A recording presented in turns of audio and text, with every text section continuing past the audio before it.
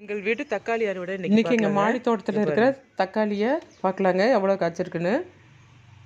இது பாருங்க, ஒரு நாட்டு தக்காளி தாங்க எங்களுக்கு கிடச்சிது. அதை பிழிஞ்சு விட்டு தான் நான் நிறைய ஒரு 20 போல் நாற்று கிடச்சிச்சுங்க. அதை எங்கிட்ட இருக்கிற பேக்கில் கொஞ்சம் தொழு உரம் கலந்து மாட்டு சாணம் இதெல்லாம் கலந்து நான் வச்சேங்க.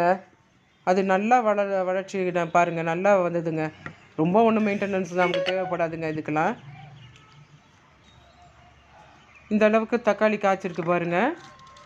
நான் ஏற்கனவே ஒரு 1/2 கிலோ போல் பறிச்சிட்டேங்க. இப்போ பாருங்கள் 1 கிலோ கிட்ட எனக்கு கிடச்சிது. இப்போயும் நம்ம இதுக்குன்னு நம்ம மெனக்கடணும்னு அவசியம் இல்லைங்க.